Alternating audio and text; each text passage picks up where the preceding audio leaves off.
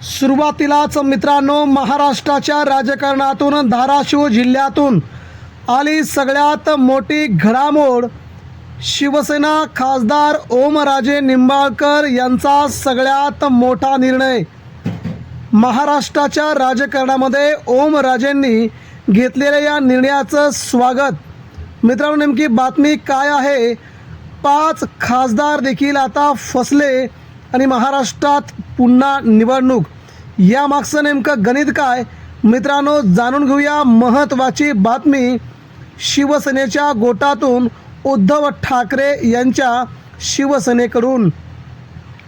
मित्रांनो, काल रात्री धाराशिवचे खासदार ओमराजे निंबाळकर यांच्याविषयीच्या सगळ्यात मोठ्या बातम्या महाराष्ट्रभर फिरू लागल्या आणि ओमराजे यांची बार्गेनिंग पॉवर वाढल्याचं आपण पाहिलं.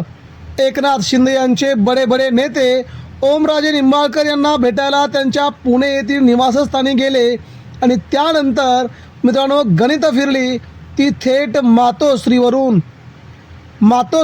गणित फिरण्याच्या अगोदर ओमराजेंनी प्रसारमाध्यमांवरती आपली भूमिका स्पष्ट केलेली होती.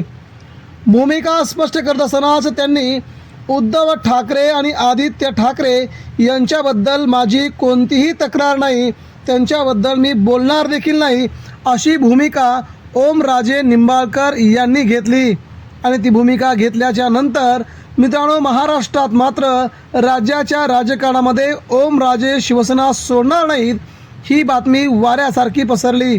मात्र पेच निर्माण झाला तो कार्यकर्ते एकनाथ शिंदेंच्या कार्यकर्त्यांनी थेट ओमराजेंची भेट घेऊन त्यांना आपल्या शिवसेनेमध्येच ठेवण्याचा जो प्लॅन आखला, तिथे सगळं राजकारण फिरल्याची बाब आहे. त्याच संध्याकाळी उद्धव ठाकरेंनी मातोश्रीवरून आपली सगळ्यात मोठी खेळी खेळण्यास सुरुवात केली. कैलास पाटील आणि वरुण सरदेसाई यांनी उद्धव ठाकरे यांच्याद्वारे ओमराजेंना पुण्यामध्ये बैठकीचं आयोजन झालं. आणि मित्रांनो, या बैठकीमध्ये सगळ्यात मोठी बातमी म्हणजे उद्धव ठाकरेंनी ओमराजेशी 4 मिनिटं चर्चा केल्याची बातमी आहे.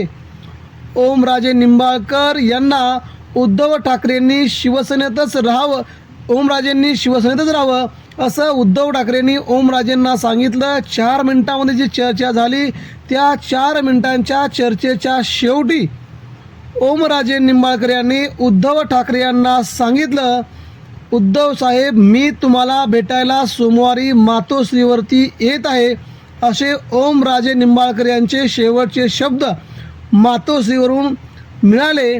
मातोश्री येथील सूत्रांच्या माहितीनुसार ओमराजे निंबाळकर यांच्यासाठी ही बातमी महत्त्वाची होती की उद्धव ठाकरेंना, आदित्य ठाकरेंना दुखवून चालणार नाही.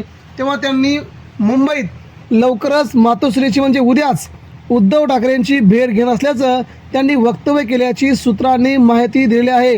त्यामुळे ओमराजे निंबाळकर शिंदेगडातून पुन्हा उद्धव ठाकरेंकडे येणार अशा बातम्या सुरू झाल्या आणि याला दुजोरा देखील मिळाला. सगळ्या प्रसारमाध्यमांवरती या बातम्या चालू झाल्या. परंतु मित्रांनो, पुढे काय झालं? पुढे असं झालं की जेव्हा ओमराजेंनी पुण्यावरून धाराशिवकडे प्रयाण केलं त्यावेळेस त्यांच्यासोबत मात्र एकनाथ शिंदेंच्या शिवसेनेचे अनेक कार्यकर्ते, अनेक आमदार, अनेक नेते त्यांच्यासोबत धाराशिवच्या दिशेने निघाले. मात्र कैलास पाटील असतील किंवा प्रवीण स्वामी असतील किंवा रणजित पाटील असतील यांनी मात्र तिथे जाण्याचं टाळलं. आणि इथेच मित्रांनो, ओमराजेंचा निर्णय पक्का झालाय का अशी कुजबूज सुरू झाली. आणि त्याचवेळी मित्रांनो, महाराष्ट्रात ओमराजे आता आपल्या कार्यकर्त्यांशी बोलून कोणता निर्णय घेणार याकडे संबंध महाराष्ट्राचं लक्ष लागून राहिलं होतं. ओमराजेंनी जर मातोश्री गाठली सोमवारी तर मात्र 5 खासदारांचा बँड वाजला. त्यांच्याच मतदारसंघामध्ये पुन्हा निवडणूक होऊ शकते आणि पुन्हा ठाकरेंसाठी ओमराजे हिरोपेक्षा कमी होणार नाहीत. एवढी क्रेज आता ओमराजेंची पुन्हा वाढू शकते. परंतु ओमराजे सरते शेवटी कोणता निर्णय घेणार हे त्यांच्याकडे सगळं, एकनाथ शिंदेची शिवसेना की उद्धव ठाकरेंची शिवसेना, दोन्ही पर्याय त्यांच्यासमोर खुले आहेत. मात्र मित्रांनो, सध्या हाती आलेल्या महत्त्वाच्या बातमीनुसार सध्या गोवर्धनवाडी धाराशिव जिल्ह्यामध्ये ओमराजे निंबाळकर यांच्या कार्यकर्त्यांनी मात्र निर्णय घेण्यास ओमराजेंना भाग पाडल्याचं दिसतंय. ओमराजे निंबाळकर उद्धव ठाकरेंना सोडून एकनाथ शिंदे यांच्या शिवसेनेत जाऊ इच्छितात.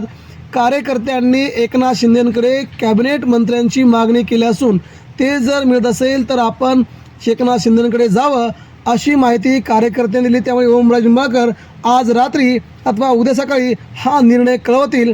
मात्र काही मोजकेच कार्यकर्ते ओमराजेंच्या जवळ होते आणि त्यांनी एकनाथ शिंदेंच्या शिवसेनेत जाण्यासाठी होकार दिलेला आहे. त्यामुळे ओमराजे पुन्हा शिंदेगडात जाणार हीच बातमी समोर येत आहे.